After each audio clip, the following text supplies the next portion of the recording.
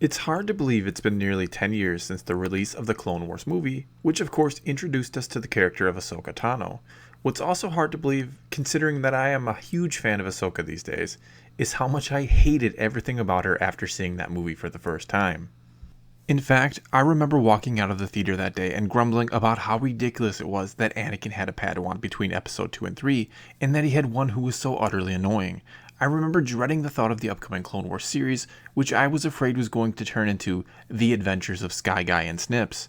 And I remember thinking the only way watching this series would be worthwhile is if it ends with Darth Vader killing Ahsoka at some point, maybe even at that Jedi Temple massacre. Fast forward to today, and the Clone Wars turned out to be a fantastic series, which, yes, did start off a tad slow, but by the later seasons became incredible and a worthwhile addition to the Star Wars canon. And Ahsoka went from an annoying character that I literally wished death upon to not only one of my favorites, but a favorite of many fans who are now left wondering, when will we see her again? In fact, that's probably one of the most asked questions I get. When do I think we'll see Ahsoka again? Will she be in Season 4 of Rebels? Well, the next time we will certainly see her again are in the Forces of Destiny animated shorts, which I know most of you probably aren't all that excited about.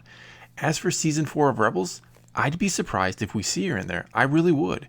And if we do, I think it'll be little more than a tease or just a confirmation that she is indeed still alive, even though Dave Filoni has already confirmed she lives at Star Wars Celebration. Now, why don't I think we'll see her in Season 4 of Rebels? And what about this theory that she'll be a Loth Wolf, this one that Ezra and Sabine are riding in the trailer? First, Season 4 is going to be the final chapter for the Ghost crew. I'm not saying they're all going to die, but I highly doubt there will be a happy ending. Anyway, this season should be all about the conclusion of their stories, and bringing Ahsoka into the mix, especially considering this will be a shortened season, being only 15 episodes long, will take a lot of the focus off where they want it to be, again, on the Ghost Crew's final story. And as for the idea that Ahsoka will come back as a wolf, well, it is a clever theory, sure, since Dave Filoni does love wolves, and Ahsoka was a creation of his more or less, and we know that he truly loves and cares about this character. But let's not forget who was riding that wolf, that being Ezra, and what one of his specialties is, bonding with animals. So for all we know, this is just an average wolf that has bonded with Ezra, or maybe there is something special about it. But why would they make it Ahsoka? Because if Ahsoka is that wolf, that pretty much means her story is all but over, unless she's some type of shapeshifter now. And why in the world would they end her story now, when she is probably the most popular character to come from somewhere beyond the movies? Though yes, some of the old EU characters might have a thing or two to say about that. But Ahsoka's huge popularity cannot be denied. Even if you're one of those who doesn't understand the character or like her, or maybe you're just sick of her, or you think she shouldn't be alive and around during the time of the original trilogy. However, I see no reason why she can't be alive and well during the time period of the original trilogy, and even after it. Yes, Yoda does say to Luke in Return of the Jedi that he is the last Jedi, but Ahsoka is not a Jedi. She has said so herself in Rebels. And speaking of Luke, I think there is a great opportunity to have these two characters meet at some point. Ahsoka is, after all, the old Padawan of Anakin, so how cool would it be to have her meet Anakin's son at some point? And I have even suggested elsewhere, and made a whole what if series out of it, that Ahsoka could meet Luke between episode 5 and 6, and even give Luke some training, and be the reason he begins to have belief that his father can come back to the light.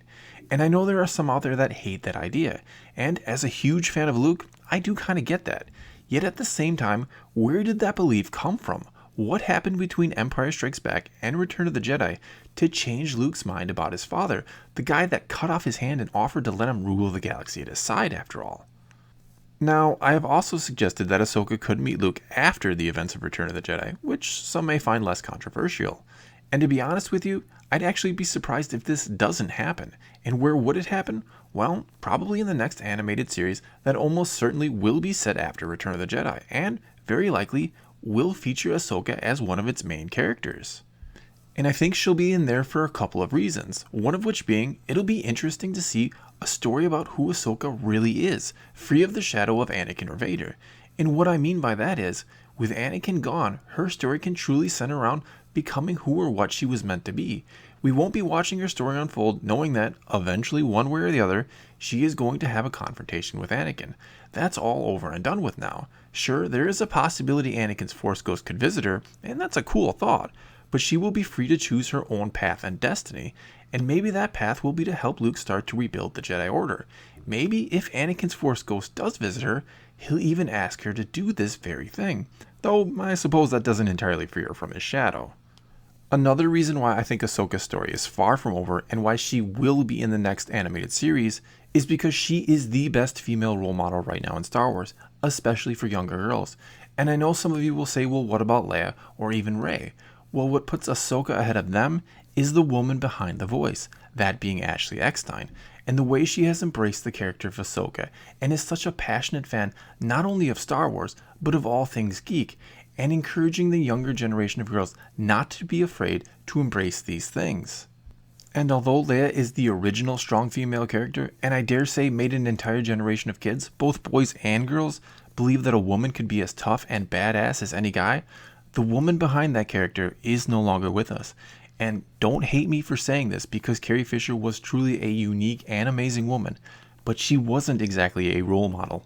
And by no means do I mean to be disrespectful by saying that, but if Carrie were alive today and you asked her if she thought she was a good role model for young girls, I dare say you'd get a very interesting response from her, and it certainly wouldn't be a yes.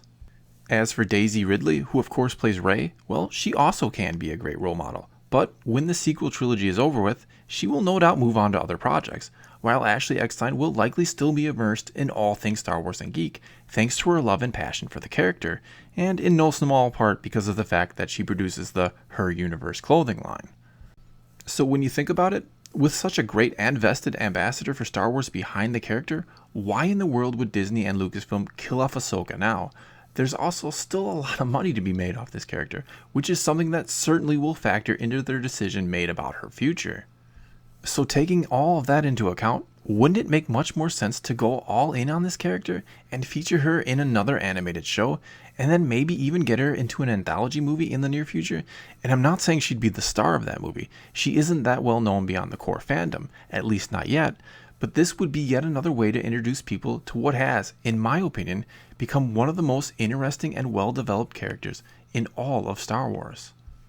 So no, I don't see Ahsoka being relegated to being a loath wolf in an episode or two of the final season of Rebels, and thus likely ending her story forever. Nor do I see her popping up in another way just to be killed off once and for all by Vader or in some other fashion.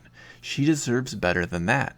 Not to mention, there is a story to be told about Ahsoka yet, her story, and I think a lot of people really want to see that story. Well, that's all I got for you this time. Now it's your turn to tell me what you think. When and where do you think Ahsoka will return? Are there still interesting stories to be told about her, or is it time for the character to meet its end? Let me know in the comments below, and let's talk some Star Wars. And until next time, thanks for watching.